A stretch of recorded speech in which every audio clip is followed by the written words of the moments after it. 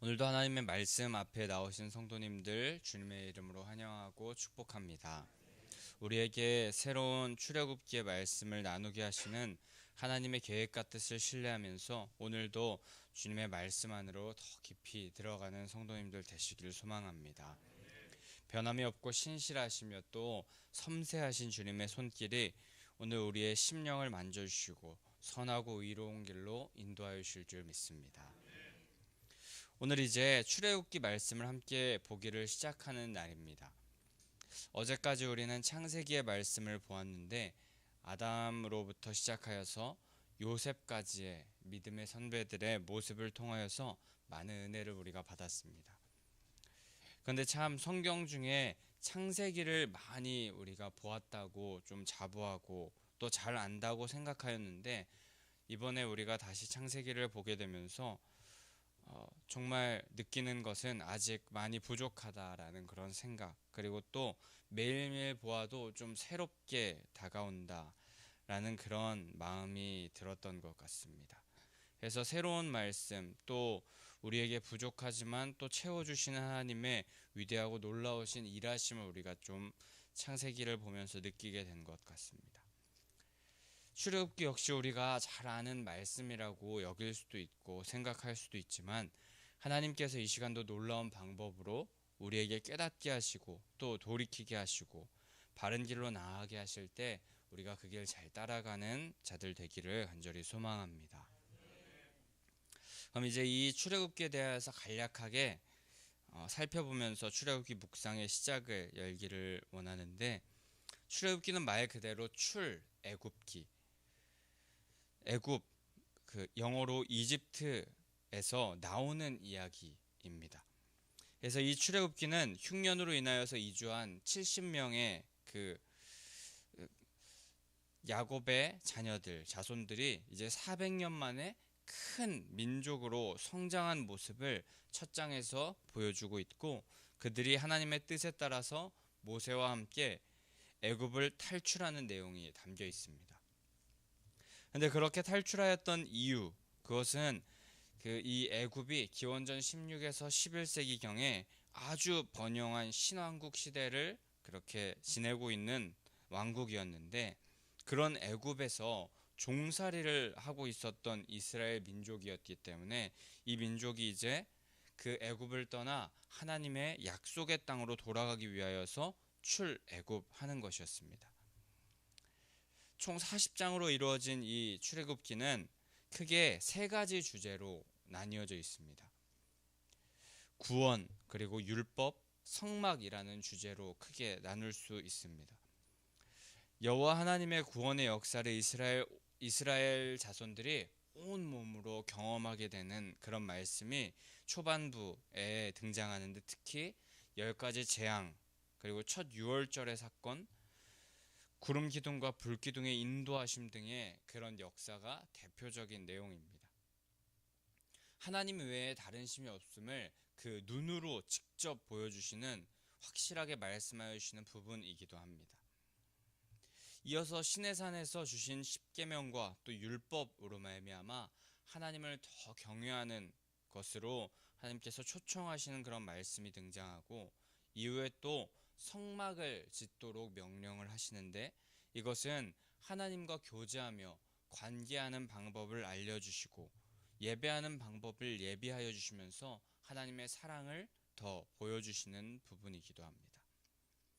또 이 출애굽기의 말씀은 신약과도 밀접한 관련을 가지고 있는데, 하나님의 놀라운 구원의 계획이 여전히 이스라엘 백성에게 함께하듯 우리와도 함께함을 기억하면서 우리 이제 이 출애굽기 말씀을 통하여서 하나님을 더 깊이 알고 주님의 뜻을 깨닫는 시간이 되기를 소망합니다. 그래서 이제 오늘 말씀을 함께 보게 된다면, 이제 1절부터 5절까지는 창세기에서 요셉의 형제들, 야곱의 자손들이 결국 하나님께서 아주 놀랍도록 예비하여 주시고 섭리하여 주신 결과 이제 흉년의 그런 상황 가운데서도 살아남을 수 있도록 애굽의 고센 땅으로 이주하게 되는 모습을 짧게 말하고 있습니다. 특히 1절에서 야곱과 각각 자기 가족을 데리고 애굽에 이른 이스라엘의 아들들에 대하여서 말하기를 시작하는데, 이때 야곱을 후반부에 1절 후반부에는 이스라엘이라고 다시 명명합니다. 이렇게 이스라엘이라고 표현한 이유, 그것은 바로 하나님께서 야곱의 가문이 애굽으로 이주했던 그 사건을 통하여서 이스라엘 민족을 타락한 가나안 풍습에서 보호하시고, 또 애굽의 고센 땅의 풍요로움 속에서 크게 번성하게 하셨을 뿐 아니라, 마침내는 출애굽 그리고 가나안 정복을 통하여서 하나님의 백성으로 살게 하시는 그 구원의 사역의 주인공이 되게 하셨음을 이 이스라엘이라는 호칭을 통하여서 암시하여 주시는 것입니다.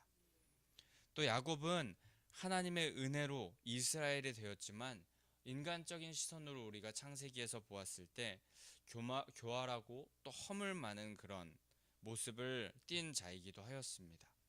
하지만 결국에 이 이스라엘이라는 새 이름을 허락하여 주시고, 또 앞으로 출애굽을 하며 누리게 될 놀라운 구원의 역사에 놓일 수 있게 하여 주셨던 그 은혜처럼, 우리가 하나님의 자녀가 된 것도 또 우리의 공로나 의로움 때문이 아니라 오직 주권적인 하나님의 의지, 또 무조건적인 사랑으로 말미암은 것임을 우리가 다시 한번 기억해야겠습니다.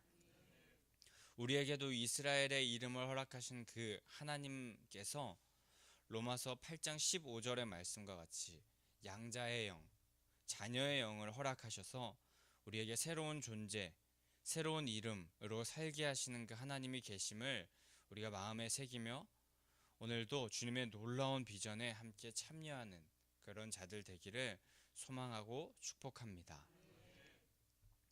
그리고 이제 2절부터 4절까지는 르우벤부터 요셉을 제외한 11명의 형제들을 쭉 나열하면서 출애굽기의 시작이 이렇게 야곱의 아들들을 기록한 것에서 시작되면서, 이제 모세가 이스라엘 백성들은 결코 근본도 없는 노예, 종, 그런 사람들이 아니라 하나님의 언약을 받은 선택된 민족이라는 것을 가르치기 위해서 이렇게 그 야곱의 아들들의 이름을 쭉 나열하면서 족보 같은 그런 것을 쭉 기록하고 있는 모습을 보이고 있습니다. 400년 전부터 가나안 땅에서부터 이주해온 조상들이 분명히 있었고, 그렇게 이주시키며 놀라운 계획을 펼치신 하나님의 또 계획이 있었으며, 그 하나님의 계획은 지금도 그 이 출애굽기를 읽고 있는 그 이후에 사람들에게도 여전히 유효하다는 것을 알리기 위하여서 모세는 계속하여서 이 야곱의 자녀들의 이름을 작성하면서 그 하나님의 계획을 알게 하길 원했고, 또 그 계획 안에 우리가 있음을 기억하게 하길 원했습니다. 오늘 이 출애굽기를 접하게 되는 이스라엘 민족들의 모습을 한번 우리가 생각해 보기를 원합니다. 광야에 나와 힘들고 어려운 순간을 살면서 애굽으로 돌아가자 하면서 육신적으로는 평안과 또 먹을 것, 입을 것, 마실 것을 더 우선적으로 구하고자 했던 마음들이 있었던 모습들이 바로 이스라엘 민족들, 백성들의 그런 모습이었을 것입니다.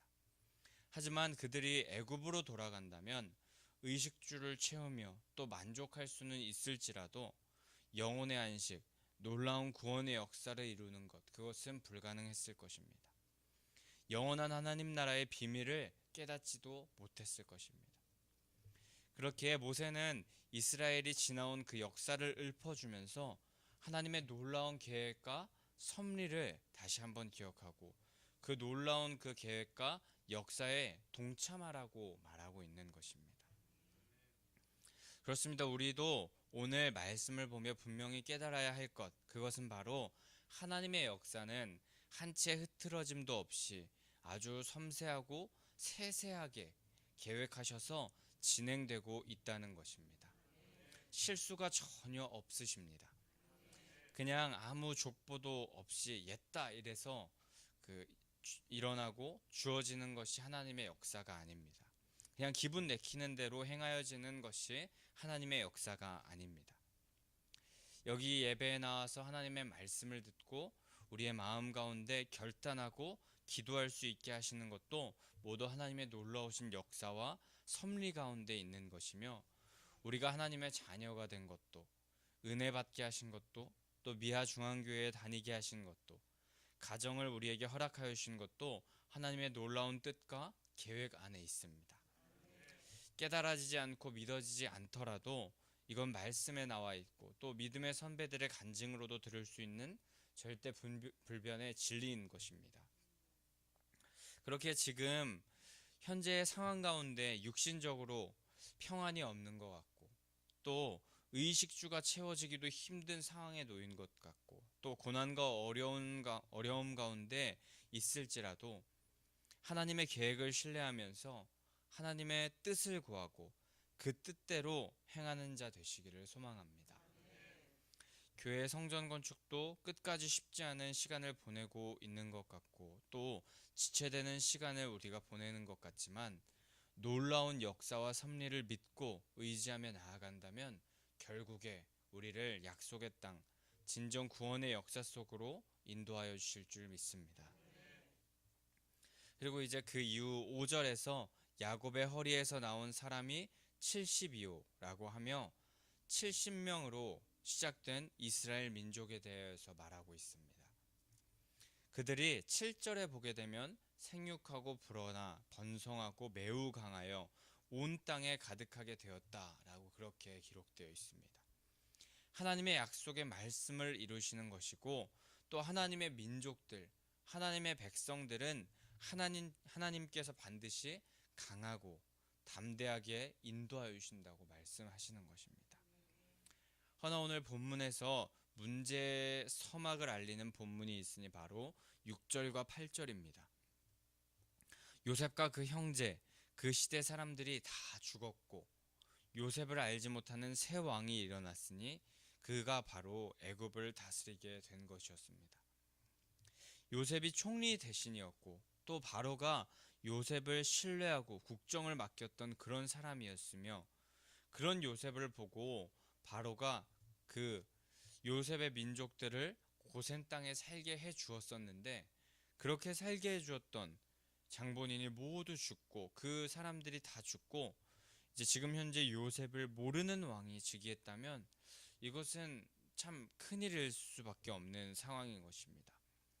새로운 왕, 요셉을 모르는 왕, 또 요셉을 알던 그 왕, 이 왕의 그 마음을 품지 못했던 왕이 이제 새로운 왕이 되었다면, 이제 커진 장성하게 자란 그 이스라엘 민족은 눈의 가시일 것이고, 또 그 애굽의 민족을 삼킬 수도 있는 위험한 존재로 여겨졌을 것이고, 또 피 한 방울 섞이지 않은 나무로 여겨질 것이 뻔했던 것입니다.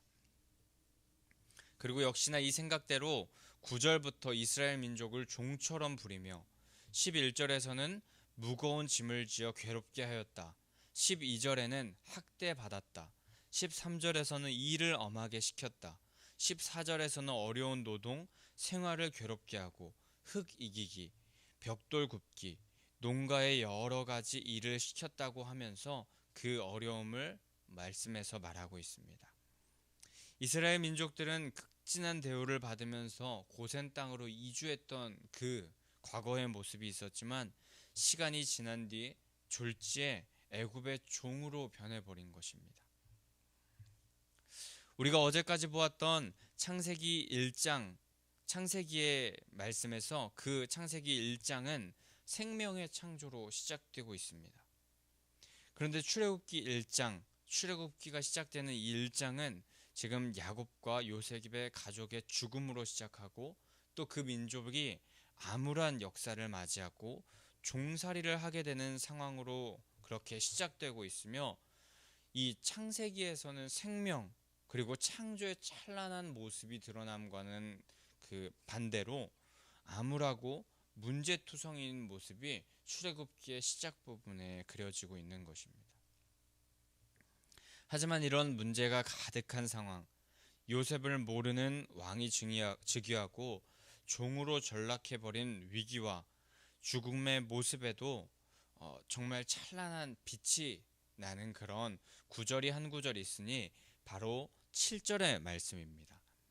요셉과 그 형제들은 다 죽는 언약의 백성들의 죽음이 나타나는 것 같은 그런 상황이 있고, 또 그 이후에는 후손들의 혹독한 종살이.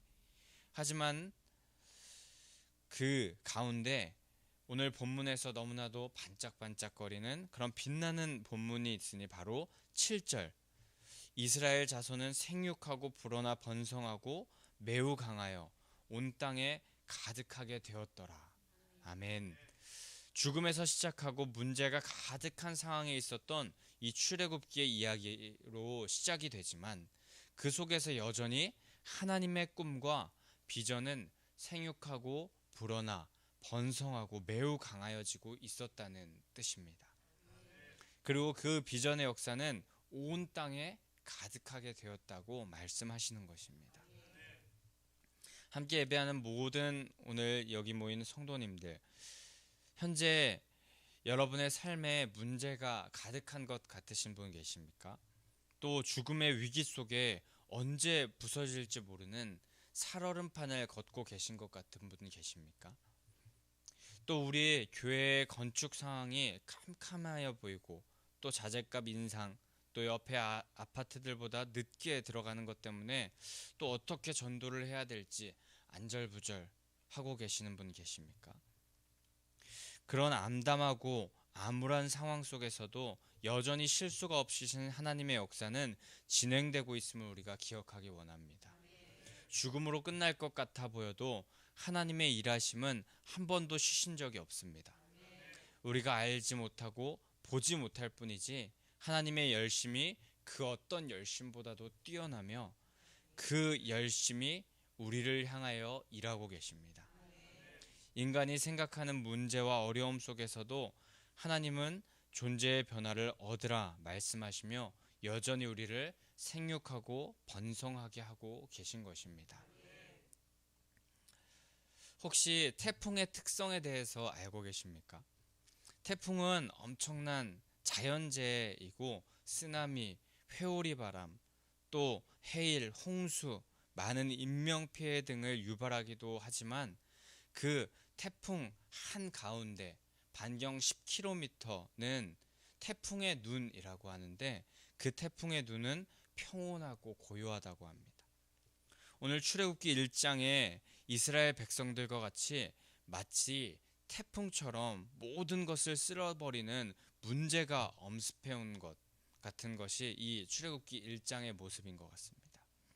그리고 그런 문제들이 우리 앞에도 있어서 우리의 삶 가운데 너무나도 태풍 같다, 문제가 너무나도 가득하다라고 생각될 수 있습니다. 그러나 그렇다 할지라도 우리는 두려워할 필요가 없습니다. 우리를 생육하고 불어나 번성하고 매우 강하여 온 땅에 가득하게 하시는 하나님이 우리와 함께 하시기 때문입니다. 주님의 계획과 뜻을 신뢰한다면 우리는 태풍이 다가온다 할지라도 두려워할 필요가 없는 줄 믿습니다. 왜냐하면 분명히 우리는 태풍의 한 복판에 있어서 죽을 것 같은 상황인 것 같지만, 그곳은 오히려 태풍의 눈이어서 주변에 요동하고 흔들리는 상황이 있을지라도 하나님의 주님의 날개 아래 고요하고 평온할 것이기 때문입니다. 부디 오늘 이 말씀을 듣는 성도님들, 또 하나님의 그 날개 아래 거하는 성도님들, 하나님을 꼭 붙잡고 살아감으로 말미암아서 주변은 흔들리고 또 부서지고 또 바람 불고 요동하는 것 같을지라도 우리는 하나님 안에서 결코 요동치 않는 인생을 살아갈 수 있음을 기억하며, 그렇게 주님과 함께 끝까지 동행하고 걸어가며 생육하고 번성하여 매우 강하고 온 땅에 가득하게 되는 성도님들 되시기를 간절히 소망하고 축복합니다. 우리 그럼 이 시간에 함께 292장 찬송하신 후에 함께 문제 가운데도 요동치 않고 주님과 함께 걸어가겠다는 고백을 가지고 주님 앞에 나아가도록 하겠습니다.